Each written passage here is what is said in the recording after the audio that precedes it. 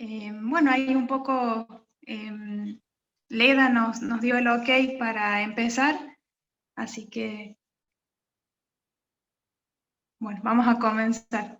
Buenos días y bienvenidos a todos los colegas presentes. En primer lugar, agradecemos la convocatoria y el espacio brindado por el Colegio de Psicólogos para la realización de este ciclo de encuentros que tiene como objetivo intercambiar saberes que permitan enriquecer la práctica profesional y clínica de los colegiados. Consideramos que nos encontramos atravesando por tiempos complejos, donde ciertos fenómenos epocales interpelan el quehacer diario de las y los psicólogos. Esto ha producido que la formación constante y la supervisión de casos adquieran relevancia especial dentro de la misma.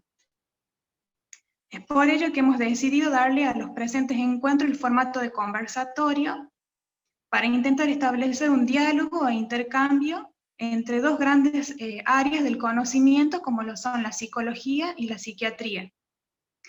En la actualidad, por un lado, pareciera que asistimos a un proceso gradual de medicalización de la vida cotidiana, hecho que veremos a continuación en un breve recorrido histórico que va a realizar el doctor. Entraña intereses particulares del mercado y de los grandes laboratorios.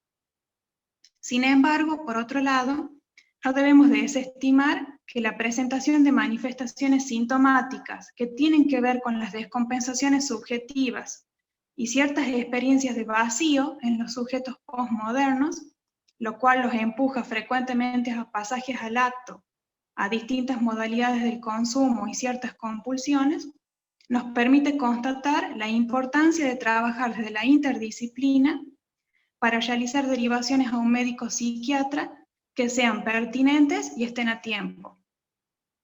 Para ello, apuntamos a que la posición ética del profesional psicólogo es fundamental en la escucha de la singularidad y la consecuente evaluación del estatuto del síntoma que trae consigo un sujeto que sufre y que expone su dolor. Bueno, con eso un poco introducimos este primer encuentro. Doc, te doy la palabra. Bueno, muchas gracias, Marianela. Bueno, en principio, más o menos queremos enmarcar esto y está muy bueno cómo lo inauguró de alguna manera Marianela, digamos, esta cuestión, digamos, de un curso de psicofarmacología para psicólogos. Es algo que nosotros venimos trabajando hace algunos años con Marianela, y esta pregunta constante, ¿no es cierto? ¿Para qué psicofarmacología para psicólogos si los psicólogos no pueden hacer una receta o prescribir? Esa es ¿para qué ese saber? Y ahí un poco, digamos, un poco la respuesta, ¿no es cierto? La respuesta a un fenómeno de la modernidad, porque la psicofarmacología básicamente es un fenómeno de la modernidad. Ustedes saben bien, digamos, que hoy digamos, tenemos una ley de salud mental que tiene base, digamos, con respecto a la interdisciplina. Y acá un poco es donde se enmarca, digamos, esta disciplina que es la psicofarmacología, que lo que más o menos queremos, al menos resumir siempre, digamos, que damos un curso, o por ejemplo, en la cátedra, digamos, de la carrera de psicología, que no prescribir, o sea, que una persona no pueda prescribir, no implica que nosotros no seamos expertos en esa disciplina. Esos son dos cosas diferentes. O sea, si bien el médico puede en el sentido legal, porque hay una cuestión legal, digamos, que lo enmarca, prescribir un fármaco, eso no implica, digamos, que los conocimientos sean específicamente, digamos, de ese médico. Entonces acá un poco se pone en juego este nuevo paradigma que es la interdisciplina. Ese nuevo paradigma en donde hay un posicionamiento de poder. ¿Cuál sería el posicionamiento de poder de la disciplina? Porque estamos hablando de esa disciplina del siglo XVIII. tener, digamos, podríamos decir, abarcar, podríamos decir, ese conocimiento absoluto. Es decir, solamente yo puedo saber sobre este tema, lo cual me genera, me determina como experto, y lo cual me determina como imprescindible, ¿no? Es un posicionamiento de poder, porque esto está implicado también bueno, en varias cosas, ¿no es cierto? Digamos, en esta cuestión de esa estructura, digamos, de ese pensamiento hegemónico. Entonces, acá lo que viene a de alguna forma a romper un poco este concepto de disciplina del siglo XVIII, que es la interdisciplina, aparece, digamos, como saberes, estos saberes que pueden estar, como que se puede abrir el juego con respecto a este saber. La farmacología no es un saber exclusivo, si bien quieren poner, digamos, esta limitación, exclusivo del médico psiquiatra. Es una disciplina que nació hace muy poco. Ahora voy a contar un poquito la historia, digamos, cómo surge esa disciplina. Pero es indudable, digamos, justamente por el poderío o el lugar que ocupa en el mercado el psicofármaco, es indudable que, o sea, no se puede pasar desapercibido que esto está ligado a una biopolítica, a una política de control o una política de lo que es el control social. Acuérdense que la locura, la locura tiene que ver con eso, ¿no? Esta cuestión del control social a partir de prácticas. Por eso es justamente que en el caso de la ley de salud mental apunta directamente a la práctica, o sea, opone en tela de juicio a las prácticas. Y la práctica está implícita, digamos, muy ligada a la disciplina, porque es la disciplina quien impone un nuevo orden, ¿no? Es la disciplina, digamos, que determina ese nuevo orden. Por ejemplo, ahora vamos a ver en farmacología cómo se clasifican los psicofármacos. Eso es una forma en donde la disciplina trata de poner un orden nosológico. También vamos a ver cómo la farmacología ha incidido en los cambios nosológicos de la psiquiatría, o sea, de la salud mental. Les repito, no hay, cuando hablamos de psicofarmacología, no tenemos que ser de alguna forma iluso en donde hay un poder económico, de alguna manera hay un poder económico que incide, digamos, sobre los diagnósticos y sobre las nosografías actuales de la salud mental. Acuérdense que para que un fármaco pueda prescribirse, es decir, hacer esa acción legal de prescribirse, se necesita una enfermedad, ¿no? Si no, el fármaco no se puede prescribir y cae en la ilegalidad. Ya vamos a ver muchos fármacos que han caído en la ilegalidad debido a que no se pueden prescribir. Pero, digamos, fíjense cómo este poder, como yo le decía, esta forma de control biopolítico, hace que dentro de esa nosografía aparezcan nuevas entidades psicopatológicas que pueden dar lugar a la prescripción de ciertos psicofármacos. Eso también hace, de alguna manera, una cuestión un tanto ilusoria del psicofármaco como una forma, ¿no? Como se llama, de dar cuenta a una contemporaneidad en donde daría un cierto resultado. Eso pasó en la década del 50, en donde se creía que era la panacea y aparecen, digamos, ese auge del psicofármaco. Hoy, por suerte, está más cuestionado ese tema. Creo que por eso hay ciertos psicofármacos que han disminuido,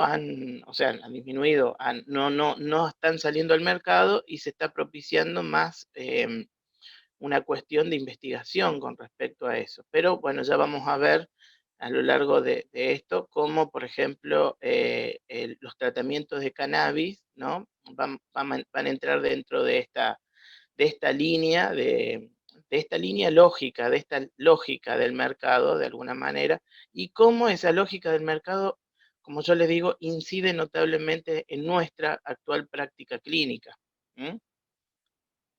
Em,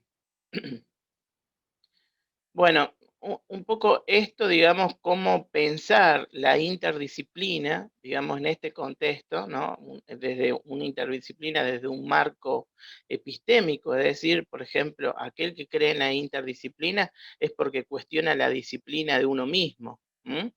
Entonces, o sea, cuestiona la disciplina de uno mismo en el sentido de que reconoce a su propia disciplina como un saber incompleto. Y eso puede dar lugar a la disciplina del otro, ¿no? ¿Cómo se llama? A poder abrirse al saber del otro y de esa manera construir un caso, conjuntamente, que es un poco lo que vamos a hacer con Marianela. Al final, digamos, a través de una viñeta clínica, cómo podemos construir un caso entre ambos, cómo podemos puntuar cierta sintomatología entre ambos y cómo entre ambos podemos decidir estratégicamente dentro de una estratégica global, digamos, de tratamientos terapéuticos, psicoterapéuticos, esto, digamos, incorporando al psicofármaco en ese tratamiento, como una especie de estrategia conjunta, en forma interdisciplinaria. Esa es un poco la idea, digamos, de este curso. Quería un poco enmarcarlo, digamos, en eso. Bueno, vamos a hacer un poquito breve, digamos, con respecto a la historia del psicofármaco, pero ¿por qué siempre empiezo por la historia del psicofármaco? Es muy interesante, a mí me parece siempre muy interesante esta cuestión de poder entender, ¿no? La historia. Si nosotros podemos entender la historia del psicofármaco, también podemos entender un poco dónde estamos parados, ¿no? Porque la historia del psicofármaco tiene que ver con la historia de la modernidad. Y nosotros estamos en un momento, bueno, moderno o posmoderno, como diría Hugo, como dirían algunos filósofos, Lipovetsky, por ejemplo, que estamos en una posmodernidad, pero en esta posmodernidad es la herencia de esta modernidad que aparece, digamos, después de la Segunda Guerra Mundial, en donde esto es impresionante, digamos, cómo la psicofarmacología ha hecho cambios estructurales, no solo, digamos, en la práctica nuestra, como yo les decía, en la práctica de la salud mental, sino también cambios a nivel culturales también. Bueno, em, bueno, no hace falta decir que la psicofarmacología se define como una disciplina, ¿no? Fíjense cómo sale en los libros. Una disciplina científica centrada en el estudio del fármaco y su efecto, digamos, y su mecanismo de acción en el sistema nervioso central. Fíjense cómo lo define desde el campo científico. Hay muy cuestionado en este aspecto, porque fíjense, lo voy a cuestionar ya desde entrada. El fármaco no es solamente una modificación química del sistema nervioso central. Eso lo sabemos, digamos, sabemos que el fármaco también entra al sujeto ubicándose como un significante, ¿no? Y eso puede modificar la conducta del sujeto. A ver, los mismos científicos lo ubican, digamos, en el efecto placebo. Es más o menos el efecto psicológico que nosotros estamos tratando, digamos, de explicar, pero los científicos lo ubican desde el efecto placebo. Fíjense, para que salga un fármaco se necesita una fase que se llama la fase 2, ¿no? En donde la mitad de los pacientes se le da fármaco y a la otra mitad se le da placebo. Y entonces hay un estudio doble ciego, es decir, tanto el paciente, digamos, que recibe el fármaco no sabe qué es lo que recibe y el investigador tampoco sabe qué prescribe, ¿no? Eso se lo hacen doble ciego. Y hay gente que se cura, digamos, o tiene efectos adversos tomando un placebo, es decir, tomando nada. Entonces, ¿qué significa? Que hay un efecto psíquico, hay un efecto psicológico, ¿no? En el fármaco. conlleva, podríamos decir, un efecto conjugado en el propio efecto farmacológico, que es ese efecto placebo. O sea que no podemos no tener en cuenta eso frente a la prescripción de un fármaco, ¿no? Hay fármacos, digamos, que empiezan a dar ciertos efectos adversos en el paciente que no están descritos, y uno sabe bien que ese es el efecto psíquico del paciente, que le empieza a tener miedo al fármaco, y eso tiene que ver netamente con esa relación, bueno, en este caso médico-paciente, y bueno, es muy importante tenerlo en cuenta eso, pero fíjense que acá ya podemos decir que no es solamente una disciplina centrada, digamos, en lo científico, ¿no? Sino ¿cómo se llama? Es una disciplina que atraviesa un poco también lo científico. Bueno, se van a dar cuenta de esto cuando salga la vacuna contra el coronavirus. Todo, digamos, todo lo psicológico que se va a crear alrededor de esa vacuna, van a ver, va a ser impresionante. Bueno, ya está esta cuestión de que nos quieren introducir un chip, ¿no? Como se llama en la sangre a través de la vacuna. Bueno, ya está plasmado esa cuestión. Pero para que vean todo el engranaje psíquico y cultural que hay detrás de una prescripción. Y todo lo que también significa ese significante que uno introduce en el cuerpo. No por nada, por ejemplo, cuando damos algo para dormir, los medicamentos se llaman Nocte, Dormilan, Somit, ¿no? Inductal, ¿no? Fíjense cómo son o por ejemplo, cuando queremos dar un ansiolítico, Tranquinal, ¿no? Calmalin. Fíjense, bueno, dígame si las industrias farmacológicas no han tenido en cuenta ahí lo psicológico para indicar los medicamentos, los fármacos. Entonces, bueno, por eso les digo, no es solamente, digamos, esta cuestión científica o química, sino que está implícito, digamos, muchas otras cosas.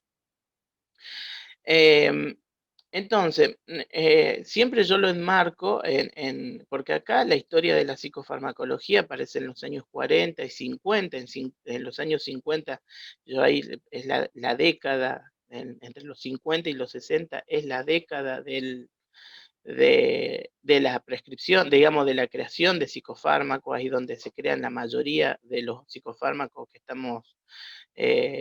se está viendo hoy en día, por lo menos, al menos los 100 más principales, podríamos decir, se crean en ese momento. Antes de la década del 50, que yo le enmarco ahí como el descubrimiento del antipsicótico clorpromazina por Delay, en realidad ya vamos a ver, digamos, que Delay lo que trata de hacer es indicar la clorpromazina en enfermos mentales. Eso va a hacer que baje en una enorme cantidad las internaciones de los pacientes con enfermedades mentales graves. Pero antes de eso, aparecen estas drogas, podríamos decir, estos fármacos, que aparecen así, digamos, por casualidad. Por ejemplo, Albert Hoffman, la creación del LSD, ¿no? O sea, la creación, el descubrimiento en realidad del LSD, que lo descubre también fortuitamente, digamos, frotándose en el ojo sin querer, y bueno, y ahí aparece, digamos, esa escena, digamos, donde él se vuelve a su casa en bicicleta, bueno, escena recreada por hasta miles de bandas de rock, o si no, como se llama, un montón de videos, en donde ve todo a colores y ve, digamos, todas las luces, toda esa alucinación caleidoscópica, como están descritas en algunos libros. Antes de eso también se había creado, por ejemplo, la anfetamina. La anfetamina se había comercializado en los años 40 como Benzedrina. Bueno, muy interesante, digamos, la creación, porque acá un poco se mezcla la cuestión del mercado. La Benzedrina, digamos, sale como un estimulante, digamos, en ese momento no se consideraba, digamos, malo un estimulante. Y bueno, la Benzedrina la tomaban absolutamente casi todos, ¿no? Como se llama, una enorme población de norteamericanos la empezaron consumir, hasta que estalla la Segunda Guerra Mundial y la benzedrina ¿cómo se llama? Va a los campos, digamos, de guerra, es decir, digamos, se la traslada a los soldados, ¿no? Y bueno, justamente para aumentar esa vigorosidad, podríamos decir, esa activación, digamos, a nivel en la guerra. La benzedrina después de la Segunda Guerra Mundial es prohibida, o sea, en realidad no es prohibida, pasa a que sea prescripta nada más, no se podía vender así, venta libre, y ahí, digamos, se reduce un poco el consumo, pero se busca de alguna manera, una prescripción, y bueno, y acá fíjense cómo la industria farmacológica interactúa. Ustedes saben que para la fabricación de un fármaco, es decir, para que un fármaco salga al mercado, lo primero que uno tiene que tener es para quién va dirigido, cuál va a ser la enfermedad por el cual va dirigido. Entonces, un psicoestimulante, ¿para qué va dirigido? Y bueno, el psicoestimulante va dirigido para que la persona, si tiene trabajos nocturnos, pueda no dormirse. Si un estudiante tiene que estudiar, digamos, toda la noche, no se duerma ese día. Si alguien tiene que, no sé, póngale viajar de noche de acá a Córdoba, de acá a Buenos Aires, no se duerma. O sea, como verán, los ejemplos que di no son enfermedades, ¿no? Entonces, a ver, y la industria farmacológica en este caso sabe que se va a vender para ese tipo de público, ¿no? O por ejemplo, personas, digamos, que quieren bajar de peso, digamos, y quieren un anorexígeno, también es un estimulante. Por eso, la industria farmacológica busca de alguna manera, digamos, que primero aparezca la enfermedad y después aparezca el tratamiento. Y ahí por eso está muy cuestionado, eso lo vamos a ver en otro encuentro, el síndrome de hiperactividad con déficit atencional. Tan cuestionado porque chicos, ahora estamos viendo ya los adultos, digamos, que consumen, digamos, el metilfenidato, la Ritalina, que es un derivado de una metanfetamina, y vemos ahora en los adultos y ¿qué hacemos? ¿Le sacamos la medicación?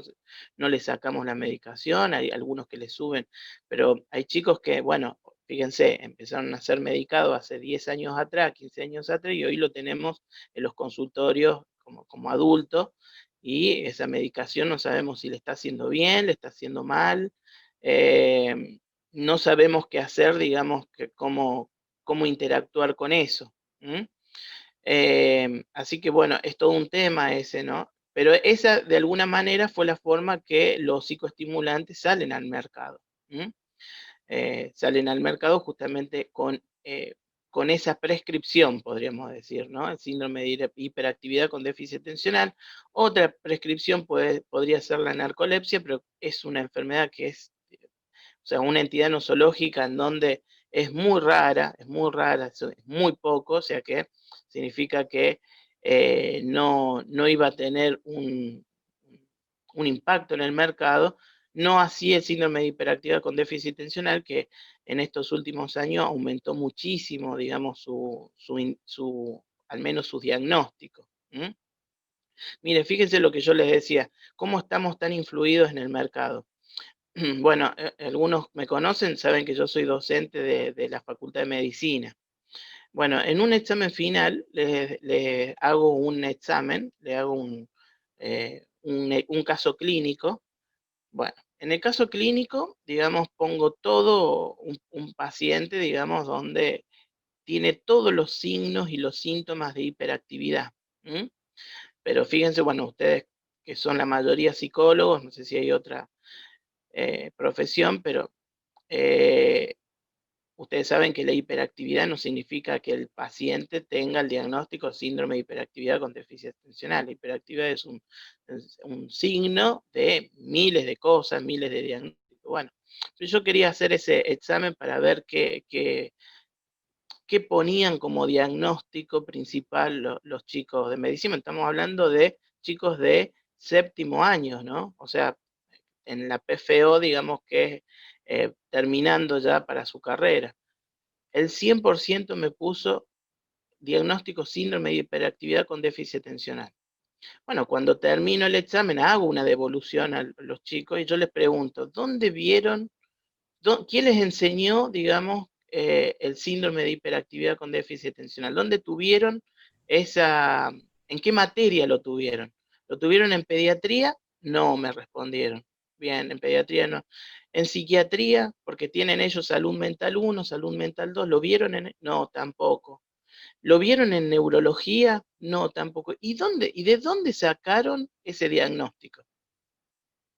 Ellos mismos se preguntan, lo que la idea era interpelar, digamos, su práctica, ¿no? Su forma, digamos, de diagnosticar. Ellos mismos entendieron que en la facultad nunca le enseñaron lo que es el síndrome de hiperactividad con déficit atencional.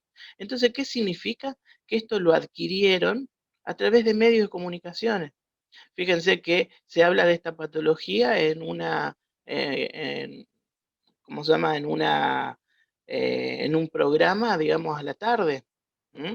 Se habla de síndrome de hiperactividad en la radio, en los portales, digamos, de internet, en Facebook, todo el tiempo. Entonces se recibe constantemente información sobre este tipo.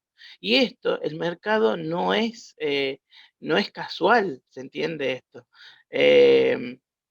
¿Cómo se llama? Sí, ahí dice, los docentes también diagnostican, claro. Esto no es casual, esto no es casual. Esto es realmente, digamos, una estrategia de marketing que se llama. Entonces, todo el tiempo, si se habla de una enfermedad todo el tiempo, ¿no? Si yo promociono de alguna forma una enfermedad en estos programas, en la televisión, en los noticieros y en todos estos lugares, aparece, digamos, como eh, una manera, digamos, que quede, podríamos decir, en el inconsciente, digamos, bueno, de aquel que tiene de alguna manera ese posicionamiento de poder de determinar un diagnóstico, porque no deja de ser un posicionamiento de poder. Fíjense la estrategia de marketing. Mire, le voy a contar también una historia personal. Cada vez que yo quería recetar un medicamento, de alguna manera me venía en la cabeza un medicamento que se llama Nocte, ¿no?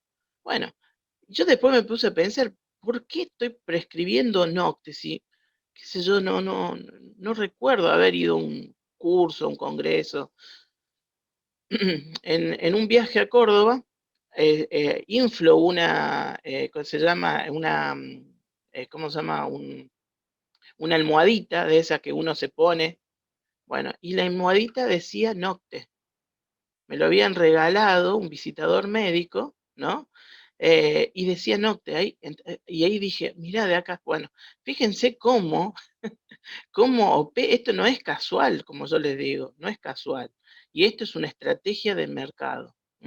Entonces, por eso tenemos que enmarcar a la psicofarmacología dentro, digamos, de esa estrategia del mercado, dentro de ese control biopolítico de alguna manera, en donde, bueno, la idea de ello es ganar dinero.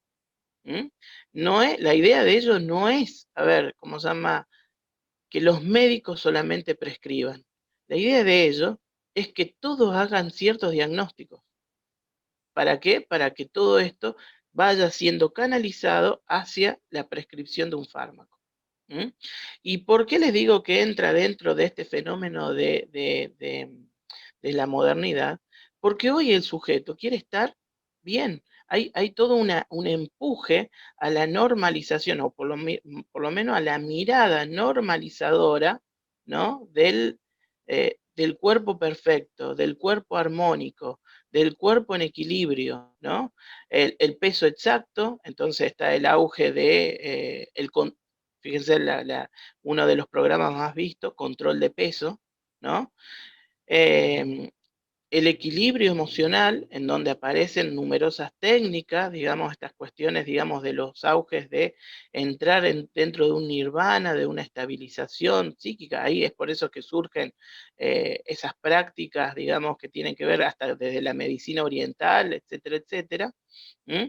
Entonces, fíjense cómo esa mirada normalizadora aparece dentro de esta contemporaneidad, este mercado, en donde el sujeto tiene que estar bien. Entonces, frente a un síntoma psíquico, frente a un evento del cuerpo, frente a algo que lo interpela, porque obviamente, digamos, esto no es normal, podríamos decir, es como una especie de cuestión artificial que se arma, aparece, podríamos decir, un evento, digamos, angustia, o un síntoma. Ese síntoma interpela, digamos, rompe con esa normalidad, pero ¿qué busca el sujeto? Inmediatamente estar bien. En esa inmediatez de estar bien, el individuo no quiere, bueno, qué sé yo, bueno, no todos, ¿no? Lo digo, digamos, como un ideal de la modernidad, no quiere resolverlo ya. ¿Por qué quiere resolverlo ya? Porque ya necesita volver a ser un sujeto productivo, ya necesita volver al sistema, ¿no? Porque un sujeto productivo en este sistema, digamos, de la modernidad, de la posmodernidad o la hipermodernidad, como diría Lipovetsky, no sirve, es segregado prácticamente, un individuo no productivo. Fíjense lo que pasa con las carpetas médicas psiquiátricas, al paciente lo terminan echando, ¿no? Porque esa es la realidad. No quieren las empresas un enfermo mental, un enfermo que tenga, ¿cómo se llama?, que tenga una carpeta psiquiátrica. Entonces el individuo, esto lo sabe el individuo, entonces el individuo tiene que estar bien, rápido, tiene que volver a la normalidad lo más rápido posible, tiene que volver a ese equilibrio lo más rápido posible. Entonces ubica al fármaco en esa rapidez, en esa inmediatez, digamos, del momento. Por eso es muy importante, digamos, poder enmarcar esto, digamos, en este momento, ¿no? En este momento. Lo que pasó con la cocaína, digamos, antes, digamos, de la Segunda Guerra Mundial, también lo mismo. Bueno, ahí está metido pobre Sigmund Freud. Bueno, de todas maneras, en ese momento él trabajaba para un laboratorio en donde, bueno, pero la cocaína en ese momento era básicamente como el ibuprofeno hoy en día, se lo daba para todo. Cualquier tipo de dolencia, digamos, se daba cocaína. Fíjense, digamos, Merck Sharp saca, digamos, la cocaína y la comercializa, en donde ellos, digamos, determinaban que no era adictivo. Y estamos hablando de una empresa, ¿no?, que era una pinturería. Hoy en día es la segunda laboratorio más importante del mundo, ¿no? ¿Cómo? Es todo un tema, digamos, cómo se transforma de una pinturería, digamos, a el segundo laboratorio más importante del mundo. Es tan importante Merck Sharp y Dohme, fíjense que, bueno, ahora hay una medicación que está muy de moda, que es la ivermectina. Ivermectina creo que es como se llama, que es para el coronavirus, ¿no? Que lo están tomando los médicos. Bueno, la ivermectina, no sé cuánto, bueno, el Merck, porque es la que, Merck ivermectina, sí, Merck es la que la fabrica, la que comercializa, se la regala a África, porque la ivermectina es un medicamento viejo, digamos, que se usa para para la oncosarcosis en África, que se la toma un comprimido por año. Es un comprimido por año, desde 3 a 6 miligramos. Y eso previene la oncosarcosis, digamos, en África.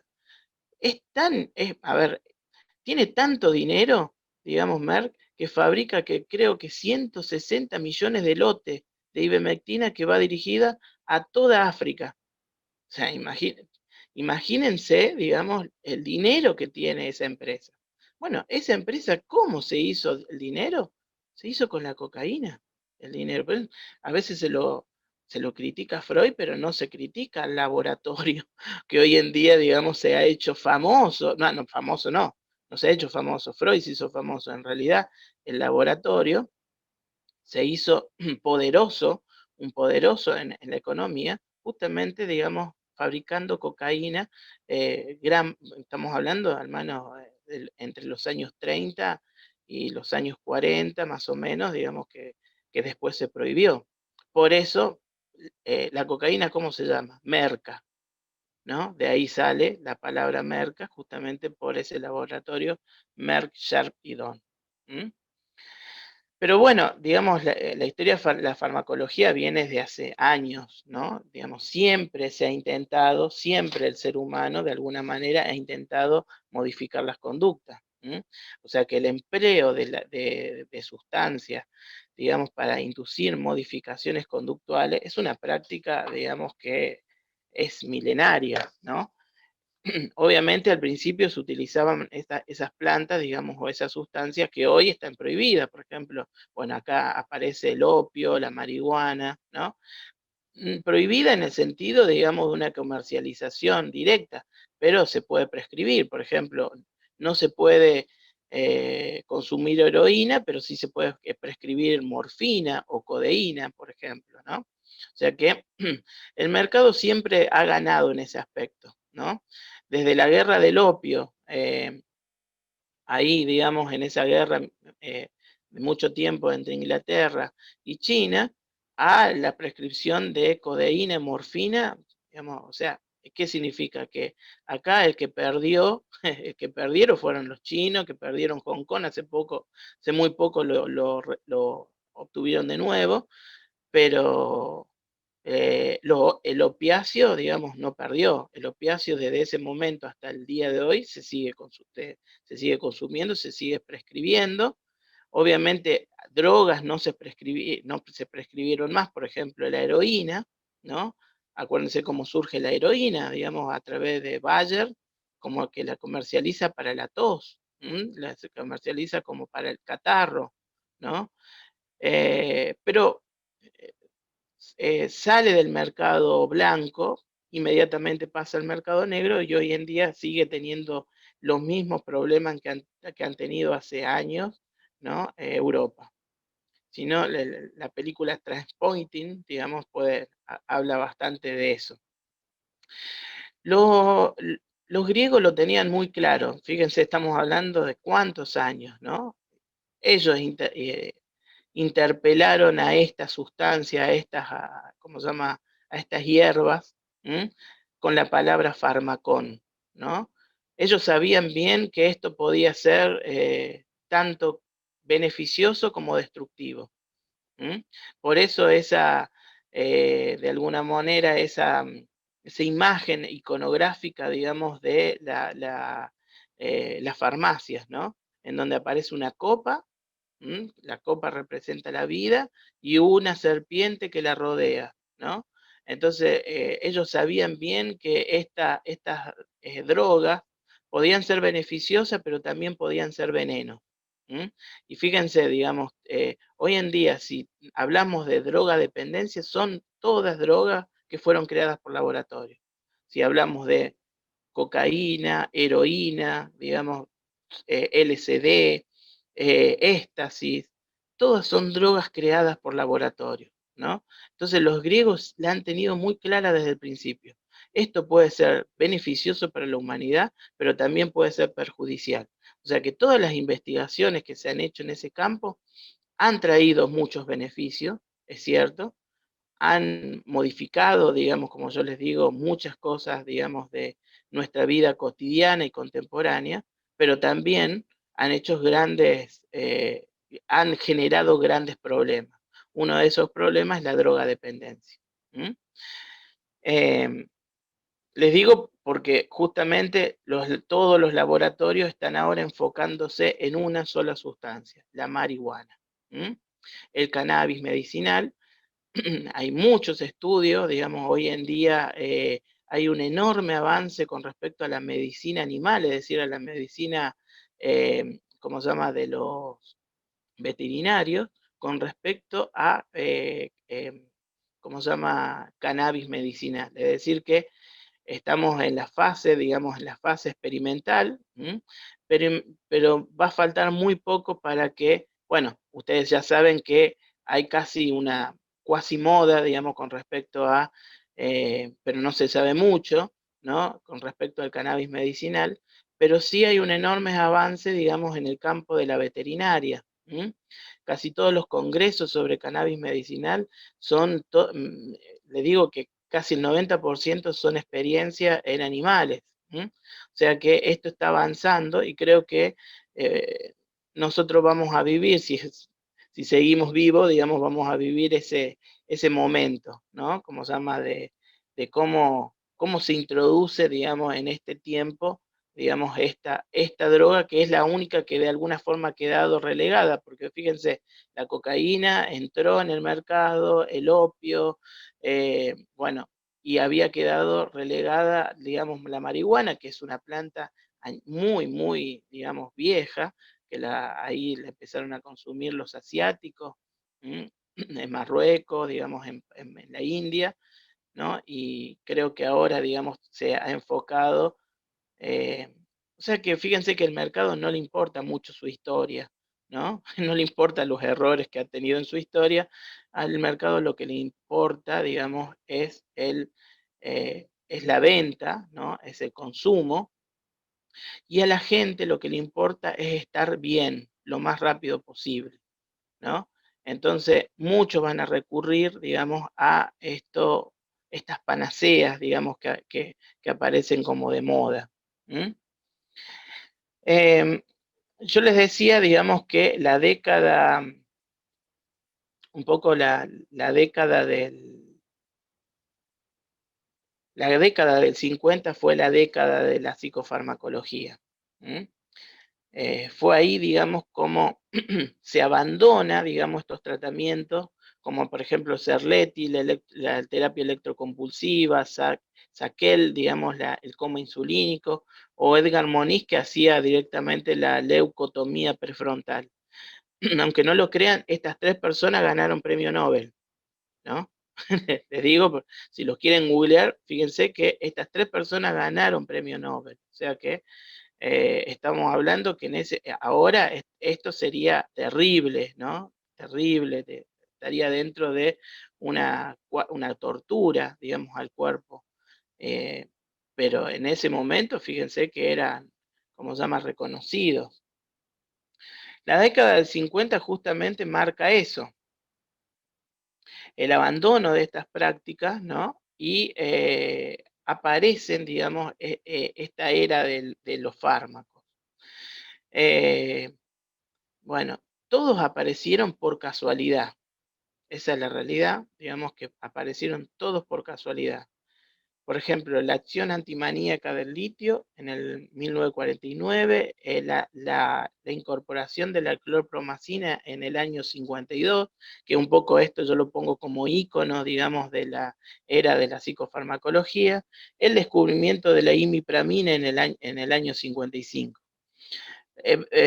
Veamos, digamos, el litio, digamos, cómo surge. El litio es prácticamente una casualidad. Un médico es como con una historia, un cuentito, ¿no? John Cade, que era un médico, un psiquiatra australiano, constata de alguna manera que algunas enfermedades endocrinológicas tenían casi los mismos síntomas que los pacientes que sufrían trastorno bipolar.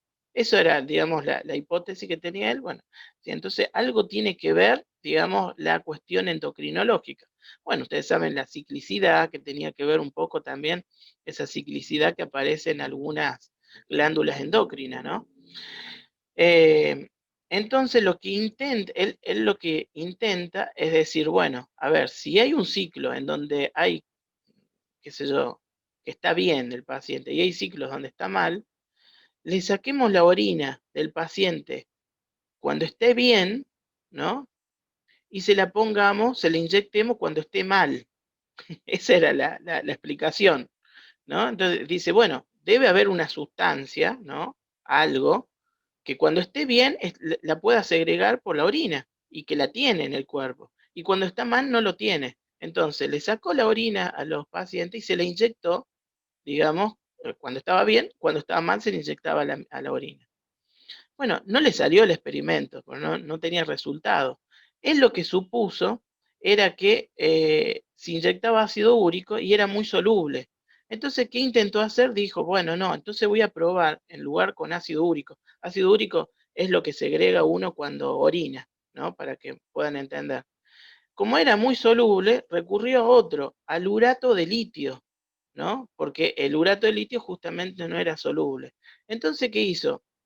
puso urato de litio en la orina, digamos, del paciente, se le inyectó cuando estaba mal y el paciente se recuperó. Entonces, este psiquiatra lo que pensó es que había descubierto algo. Lo que no sabía era que, digamos, lo que hizo el cambio es justamente lo que le introdujo a la orina, que es el urato de litio. Bueno, sin querer, de alguna manera, había descubierto algo que no lo sabía. Pasaron varios años, digamos, para que esto después se sepa, y ahí digamos, los investigadores de ese momento empezaron a decir, bueno, a ver, ¿qué hizo? Lo estabilizó, qué sé yo, le modificó la conducta, y ahí empezó, digamos, a utilizarlo en las enfermedades mentales. Vale recordar que en esta época también se utilizaban los enfermos mentales como conejito de India también, ¿no? Por eso es que hay muchos descubrimientos, digamos, en este año a las enfermedades mentales, porque en realidad lo que querían descubrir es otra cosa. Lo que pasa es que utilizaban a los enfermos mentales, porque obviamente no se quejaban sobre el tema, y, como se llama, y sin querer descubrían, digamos, que de alguna forma se estabilizaba o modificaba la conducta. Entonces, este mismo médico empieza a utilizarlo en enfermos mentales y, bueno, después lo publica y ahí es donde surge el litio, digamos, como tratamiento. Lo publica en el año 49, justamente en una revista de Medical Journal of Australian, ahí el título, Sales de litio en el tratamiento psicótico de la excitación, y esto, digamos, marca un punto, digamos, como una revolución farmacológica en ese momento. Empiezan a todos a darle litio, ¿no? Sin saber después las consecuencias. Ustedes saben que el litio, bueno, ya lo vamos a ver, el litio es un metal pesado, y ese metal, digamos, no se metaboliza. Si hablamos de metal, digamos, es tóxico, justamente por eso no tenemos nada de metal, ningún metal pesado en nuestro cuerpo, ¿no? Entonces, bueno, va a dar después varias consecuencias, digamos, el litio, pero un poco quiero enmarcarlo, digamos, cómo se empiezan a descubrir cosas eh, utilizando, digamos, a los pacientes, digamos, como conejos de India, ¿no? Como esta cuestión, digamos, de empezar a buscar fármacos. En el año 1955 hacen exactamente lo mismo, también después de la Segunda Guerra Mundial, a través de antihistamínicos. Empiezan a probar antihistamínicos en enfermos mentales. En enfermos mentales que eran de posguerra, ¿no? O sea, como se llama, los que habían quedado traumatizados después de la Segunda Guerra Mundial. Acá aparece un investigador, Henry Laborit, como son un cirujano de la Armada Francesa, y empieza a utilizar, digamos, un antihistamínico justamente para, no sé qué, bueno, antihistamínico es un antialérgico, ¿no? Eh, ¿Cómo se llama? Para la alergia, digamos, para los procesos respiratorios, y ahí en donde encuentra, digamos, que los pacientes se dormían, ¿no? Le generaba una sedación importante, y Henry Laborit lo utiliza en el año 55 para la psicosis. Le llama chaleco químico, ¿no? Fíjese, chaleco químico, decía que lo sedaba a los pacientes con enfermedades mentales. Bueno, recuerden que los enfermos mentales para esa época tenían el electroshock o tenían eh, cosas deshumanas, inhumanas, podríamos decir. Así que esto fue como casi una especie de humanización, ¿no? Digamos, darle esta medicamento. Ha hecho, digamos, el neuroléptico, ya vamos a ver, hizo una buena contribución, digamos, a los tratamientos psiquiátricos, porque hizo, digamos, que haya menos internaciones en su momento. Ya ahí les voy a explicar un poquito. Sigamos un poco con esta línea. En el año 55 también se descubre el primer antidepresivo, que es isoniazida. Acá, digamos, el descubrimiento también es totalmente casual. En realidad lo que estaban buscando es un antituberculoso, ¿no? O sea, en este caso, empezaron a dar este medicamento como antituberculoso, la isoniazida. y lo que observaban en, digamos, los pacientes tuberculosos es algo llamativo, que se mostraban con muchas más ganas, ¿no? Más vitales. De hecho, digamos, no, porque imagínense, digamos, la tuberculosis los decaía mucho, estamos hablando de los años 50, que era una enfermedad terrible, y en este caso no solo los mejoraba, digamos, de su sintomatología respiratoria, sino que mejoraba su estado de ánimo. Y ahí es donde empiezan, digamos, a introducirse, digamos, como antidepresivos. Como esos famosos tricíclicos, como son los primeros, digamos, que aparecieron, digamos, en el mercado, ¿no? Entonces, ¿qué implicancias tuvo, digamos, en estos años la farmacología? Bueno, primero que empezaron a pensar a los padecimientos mentales como una cuestión química. Como estas drogas producían alguna alteración química en el cerebro, empezó, podríamos decir, la moda de que todas las enfermedades tenían como un desorden químico. Básicamente acá también es la base de la psiquiatría biológica. Acá surge la psiquiatría biológica y surge la neurociencia, el comienzo de la neurociencia. En ese momento surgen los neurotransmisores, empiezan a descubrir, digamos, que, por ejemplo, la cuestión de la dopamina en el año 57, o sea, primero apareció el fármaco y después aparecieron las investigaciones con respecto a los neurotransmisores. Por ejemplo, en el año 57 se descubre la dopamina, pero es en el año 63 que se determina que estos medicamentos pueden modificar, digamos, la concentración de la dopamina, por ejemplo. Y en el caso de los tricíclicos, recién, fíjense que en el año 55 aparece la imipramina, ¿no? Y recién en el año 60 se utilizan, digamos, como antidepresivos, justamente porque empiezan a ver que actúan sobre las catecolaminas. Entonces, la psicofarmacología influyó notablemente en la nosología psiquiátrica, ¿no? En los diagnósticos de las enfermedades mentales, y ha influenciado muchísimo en los tratamientos. En ese momento prácticamente se someten la mayoría a un tratamiento farmacológico. Hay un gran auge. Acá me pregunta qué significa IMAO. Digamos, la monoaminoxidasa es una enzima que degrada las monoaminas, ¿no? Por eso, monoaminoxidasa, digamos, las aminas, ¿qué serían? Las aminas tricíclicas. Las catecolaminas vendrían a ser la serotonina, la dopamina, lo que ustedes conocen como neurotransmisores. La dopamina, por ejemplo, la serotonina, la adrenalina, la noradrenalina, todo eso son monoaminas, ¿no? Hay una enzima que la degrada, que se llama monoaminoxidasa. Y MAO significa inhibidor de la monoaminoxidasa. Inhibe a la enzima, lo que significa que aumenta eso en el sistema nervioso central. Si aumenta eso en el sistema nervioso central, los pacientes se sienten mejor, supuestamente. Es como un perdigón, digamos, inhibe, digamos, la degradación, y lo que hace es subirlo en el sistema nervioso central, y eso va a producir, digamos, esos efectos. Obviamente tiene un montón de efectos adversos también, ¿no?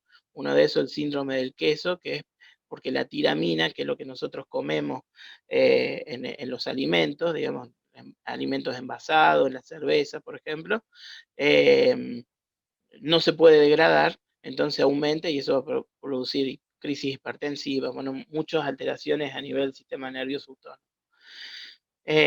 Bueno, por eso les digo, tenía sus beneficios, pero también tenía, digamos, sus enormes efectos adversos, en donde, bueno, se empezaron a descubrir posterior esto, ¿no? Bueno, como yo les decía, la psicofarmacología ha modificado y ha inaugurado de alguna manera la psiquiatría moderna, ¿no? La psiquiatría anglosajona, ¿no? La psiquiatría biológica, como dirían algunos, la neurociencia, lo que sería hoy, Hoy en día, digamos, hay un amplio auge también de la neurociencia. Fíjense que todo se lo ve desde el punto de vista químico y se lo ve desde el punto de vista de un equilibrio químico en el sistema nervioso central. Por eso es como que la neurociencia es como una unión, una transacción entre la psiquiatría y la neurología. Le digo que es notable en algunos países, por ejemplo, acá nomás cerquita en Chile, prácticamente, digamos, los psiquiatras son neurólogos, ¿no? Lo ven netamente desde ese punto de vista. Así que hay muchos, digamos, bueno, tiene que ver también con una cuestión muy cultural. Por eso les decía, digamos, muy difícil separar lo cultural, lo psíquico, digamos, lo subjetivo de la época con los tratamientos farmacológicos y con la forma de abordaje. Por ejemplo, en Chile es notable eso, ¿no? Y tiene que ver con casi una subjetividad de ese pueblo, ¿no? De ese, eh, bueno, ya voy a poner después otros ejemplos, digamos, de otros lados del mundo. Pero fíjense que eso incide notablemente, digamos, en esto, en el desarrollo de los famosos criterios diagnósticos, ¿no? Bueno, están cuestionado el DSM y el CIE-10, ahí están también preguntando por el DSM. Fíjense que el DSM es es como una puesta, digamos, en un libro de todos los diagnósticos, es como una puesta en acuerdo, podríamos decir. Pero esa puesta en acuerdo, a mí nadie me preguntó, por ejemplo. No lo hicieron democrático a la cuestión, ¿no?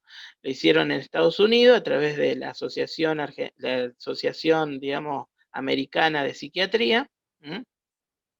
El CIE-10 es dentro de la Organización Mundial de la Salud, pero bueno, como se llama, de alguna manera, esto ha influenciado muchísimo en esos diagnósticos que hoy actualmente los manejamos.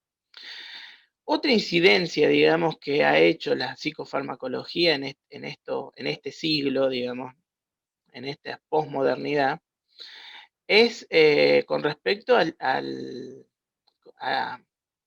la desinstitucionalización, de alguna manera.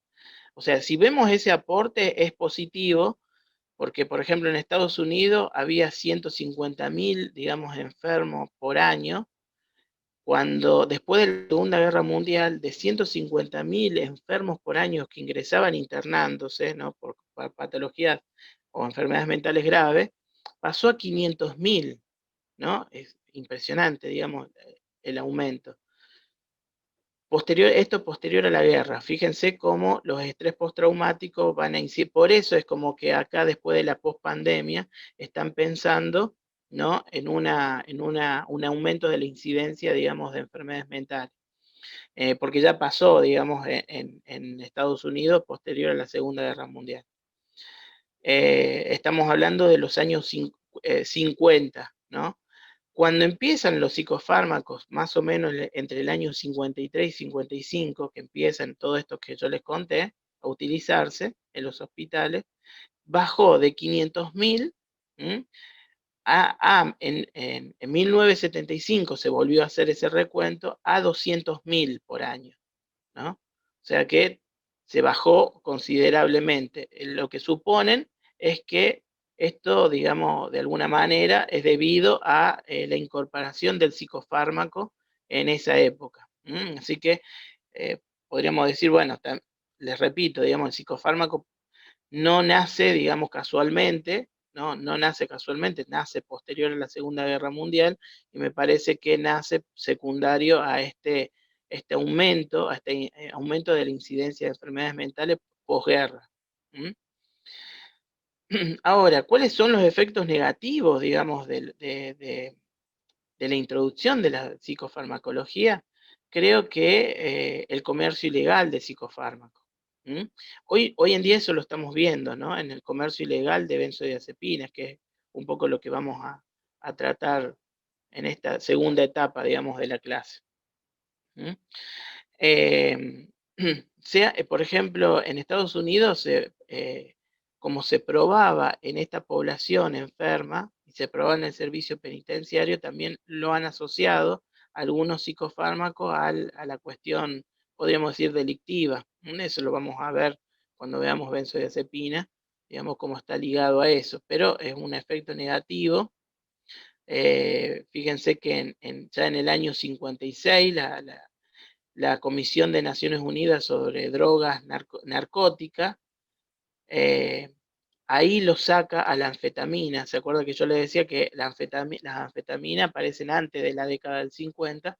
Ya en el 56 es la primera que sacan, ¿no? Es la primera que sacan y la ponen dentro del lugar de la ilegalidad. Obviamente la anfetamina, ustedes saben que es ilegal, digamos, pero se sigue comercializando en el mercado negro.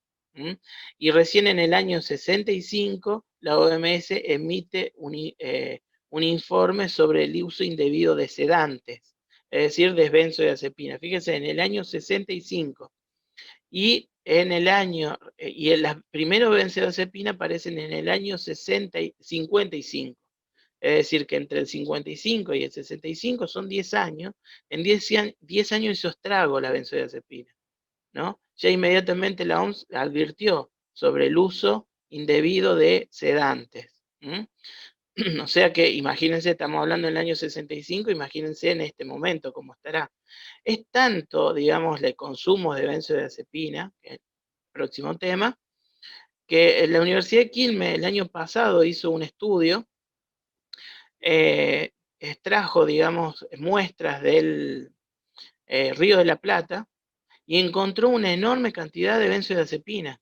Es decir, ustedes saben que todo, digamos, todos los residuos, digamos, patológicos, los residuos, digamos, de los baños de las casas van a parar al Río de la Plata. Bueno, encontré una enorme cantidad, digamos, de residuos de benzodiazepina, ¿no? Para que más o menos se den cuenta, digamos, de la prescripción de benzodiazepina. Yo hace poco estuve con la directora de farmacia, digamos, de acá del ministerio, y me decía que es impresionante, el 80% de los pedidos, me decía así, el 80% de los pedidos son benzodiazepina, ¿no? Dice que lo que gasta el Estado en benzodiazepina es enorme, ni se pueden imaginar, digamos, porque es el 80% de los medicamentos. O sea que la gente no es que va a salud pública a pedir ibuprofeno o pedir ranitidina, no, va a pedir benzodiazepina. Entonces, fíjense cómo incide, como les repito, cómo ha incidido la psicofarmacología, ¿no? En la contemporaneidad, digamos, en lo que vemos en la actualidad, ¿no? Bueno, entonces, sigamos, digamos. No sé si hasta acá tienen alguna pregunta, porque ya ahí pasaría de tema, digamos, y vamos a ver benzodiazepina justamente.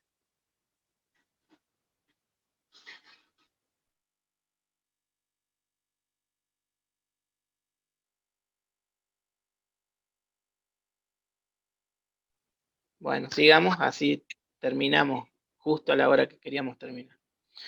El tema de las benzodiazepinas. ¿Sí, Marianela?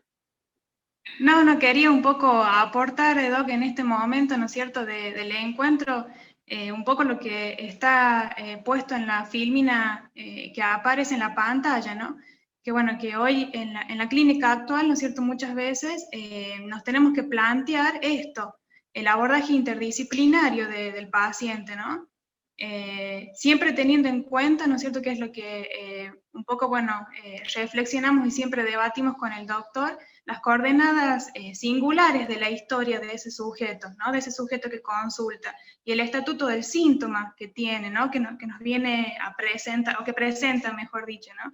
Y frente al cual nosotros tenemos esa valiosísima herramienta que es la escucha. Un poco, digamos, reflexionar sobre esto, ¿no? Porque, bueno, no nos olvidemos que el síntoma actúa como una suplencia, ¿sí? En ese sujeto, es como el intento que ha podido, digamos, construir, ¿no es cierto?, frente a la irrupción de algo que, bueno, lo ha dejado sin palabras, ¿no?, o ha tenido ese efecto traumático, ¿no? Entonces siempre un poco lo que queremos reflexionar y debatir es eso, ¿no? Y bueno, en la actualidad asistimos a esta clínica también de los diferentes desbordes, ¿no? O sea, las crisis de pánico que también están sobrediagnosticadas, ¿sí? A las diferentes manifestaciones de la violencia, a los consumos problemáticos, ¿sí? A los trastornos de alimentación, a los trastornos del sueño. También, siempre lo hablamos, Doc, ¿no es cierto?, el tema de las infancias con etiquetas, ¿no? El famoso y controvertido déficit de atención, ¿sí? Muchos niños medicados con la Ritalina, donde, bueno, lo vamos a ver después, lo va a desarrollar, es un estimulante, la Ritalina, ¿no? Entonces, bueno, parecería como que es paradójico darle a un niño que, bueno, que no puede tener un control sobre su cuerpo, sobre sus movimientos, un estimulante más, ¿no? Entonces, bueno, un poco acotar esto, ¿no? Y donde también es una clínica donde aparece, digamos, frecuentemente estos dos síntomas que son los que vamos un poco a trabajar en esta segunda parte, que es la ansiedad y la angustia. Entonces, un poco, digamos, bueno, exactamente, hay una patologización y medicalización de la infancia. Entonces, un poco, digamos, las preguntas que más o menos se nos ocurría, digamos, que podíamos hacer desde el área psi, desde el área psicológica, es esto, ¿no? ¿Cuándo, digamos, podemos nosotros pedir la derivación a un médico psiquiatra? ¿Sí? ¿Cómo se trata farmacológicamente la ansiedad y la angustia? ¿No? ¿Qué son estos términos, por ejemplo, que muchas veces escuchamos de los médicos, que es la tolerancia, o cuando un paciente empieza a generar abstinencia, un síndrome de abstinencia, ¿sí? ¿De qué se trata la vida media? ¿Cuál es la vida media de un fármaco dentro del organismo, ¿no es cierto?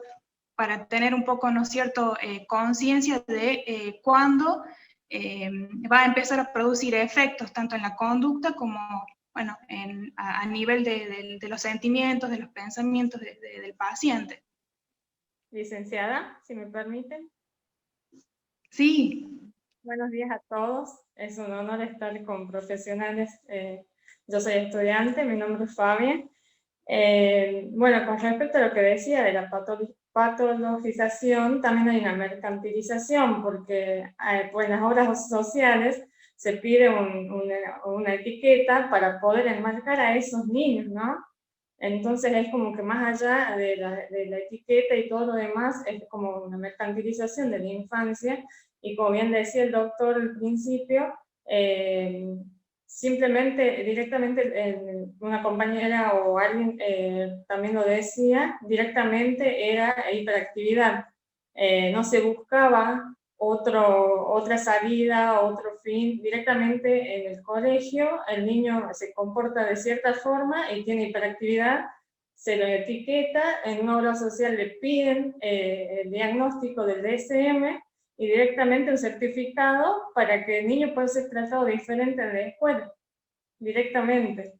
Así que bueno, también por eso decía que hay una mercantilización con respecto a los niños hoy en día. Muchas gracias. Sí, tal cual. Gracias por el aporte. Sí, está muy bueno el aporte. Fíjese, esto es lo que un poco yo les comentaba. Está como todo armado, pareciera, ¿no? Parece una asociación. Está armado, digamos, en el sentido de se ve al paciente, ¿no? Se hace el diagnóstico, se tiene que, de acuerdo a los criterios, determinar un diagnóstico a través del DSM-4, se va por la obra social y la obra social le cubre un porcentaje, digamos, de su tratamiento y su tratamiento farmacológico, ¿no? Y, a ver, para que ustedes puedan entender la compleja modernidad de hoy en día. Hoy, digamos, fíjense que el logro que tuvo APOS en APOS, lo menciono, digamos, como la obra social, digamos, más importante de La Rioja, al menos, es justamente la farmacia, ¿no? Ese es el logro de hoy, digamos, y que bueno, no digo que está mal, está perfecto, digamos, porque le permite al afiliado una accesibilidad, ¿no? Digamos, al fármaco que no era accesible, pero fíjense cómo en esta era de la modernidad se va a festejar eso, ¿no? Se festeja, digamos, la accesibilidad al objeto de consumo, ¿no? al objeto, digamos, de la felicidad. Me acuerdo cuando Freud, digamos, hace el escrito, digamos, de el malestar de la cultura, hablaba de esta cuestión de los quitapenas, ¿no? Ya para introducirme, digamos, en las benzodiazepinas. Y hablaba un poco del alcohol, digamos, como ubicando el objeto, digamos, de consumo y de ese objeto, digamos, que de alguna forma le quitaba la pena al sujeto, ¿no? Le pone quitapena. Bueno, las benzodiazepinas se ubican en ese lugar hoy en día. Hay ciertos imperativos, digamos, en la sociedad que es ahí donde se ubica, digamos, este fármaco, ¿no? Primero, el imperativo, sea usted eficiente, ¿no? Ese es como un imperativo social, ¿no? La eficiencia, digamos, de una persona. Se lo ubica desde la productividad, es decir, aquel que es productivo es aquel que es eficiente, ¿no?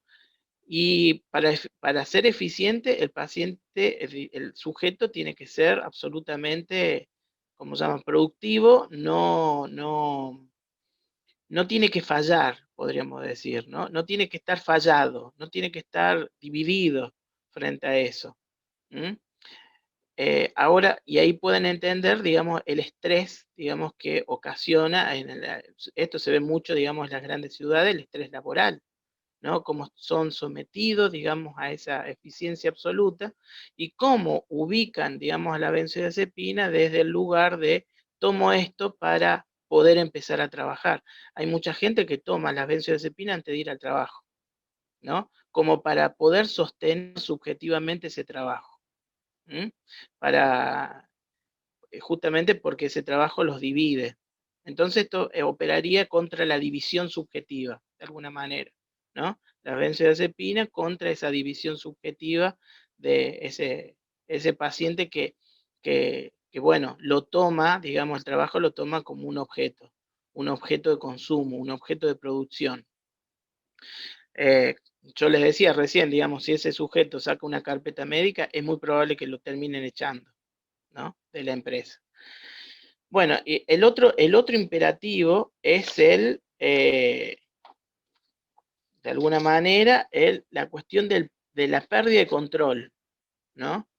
El sujeto que tiene miedo de la pérdida de control, ¿no? Muchas veces, digamos, algunos motivos de consulta es, yo no era así antes, y de pronto estoy en un semáforo y me descontrolo, y si alguien, qué sé yo, me toca una bocina, capaz que me bajo del auto y me agarro las piñas.